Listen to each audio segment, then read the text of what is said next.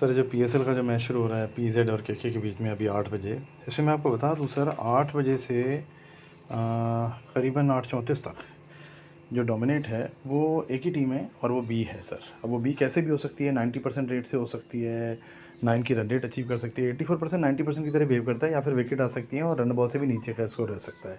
Intermediate होगी तो आपको देखना पड़ेगा। फायर्स बैटिंग करेगी तो 9 की रन रेट ले ही लेगी और आपको पता पड़ जाएगा बी यही है।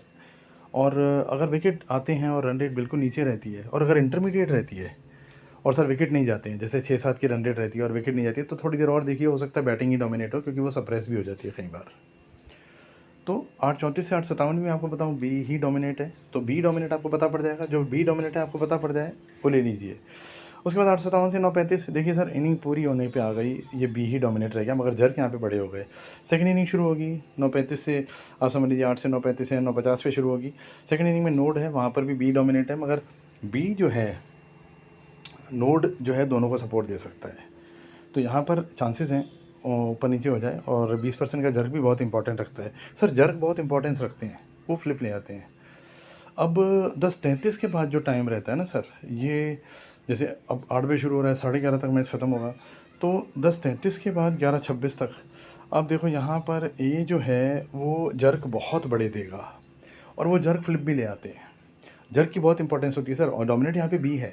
अगर आपको बी पता पड़ जाता है और अगर आपके हाथ से चांस निकल गया है तो कोई बात नहीं, आप वेट कर लीजिए। बी डेफिनेटली आपको कहीं ना कहीं मिलेगा, बैक में मिलेगा और ले में मिलेगा, बैक में हाई ऑर्ड्स में मिलेगा, तो आप बैक में ले सकते हैं। बी डेफिनेटली छोटा आएगा यहाँ पे। बाकी जो ये मैच है ये बहुत बेटर गेम है। आईपीएल अच्छा हुआ नहीं, आईपीएल से बहुत बेटर गेम है ये। और दूसरी बात मैं आपको बताऊँ, यहाँ पर जो वैदिक है वो कैलकुलेशन बहुत ज़्यादा स्ट्रॉन्ग आ रही है दोनों की।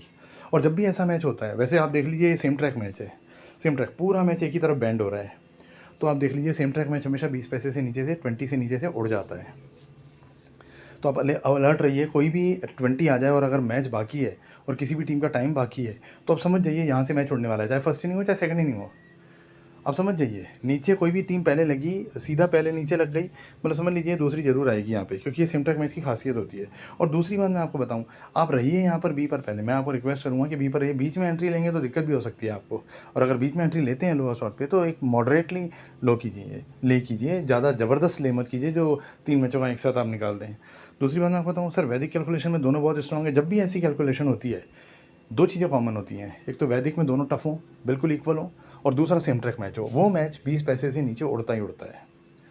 तो ये पर्सनल कैलकुलेशन है हमारी, और मैं आपको बताऊँ यहाँ पर बी ढूंढ के आप बी पर रहेंगे तो डेफिनेटली आपको प्रॉफिट होगा ही होगा। और मैंने आपको एक और क्लू बता दिया, बी है, आप बी पर रहिए।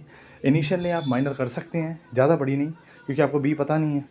और अगर बी पूरा ही फेवरेट हो जाता है तो बिल्कुल नीचे आ जाएगा, उसमें आपने डिप्रेशन आ सकता है, अरे यार कहाँ फंस गए। हालांकि वो आएगा ज़रूर, मगर एक टाइम के लिए पजल्ड हो जाते हैं अपन और गलत जजमेंट लेके एग्जिट ले लेते हैं। तो वहाँ पर मैं आपको बताऊँगा कि जो बी है आप पहले देख लीजिए कौन फायर सीडिंग कर रहा है, हिटिंग कर रहा है। 90% में करता ही है फायर सीटिंग, और अगर नहीं करेगा तो विकेट आ जाएंगे।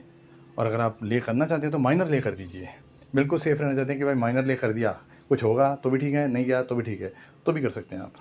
ठीक है sir, thank you very much.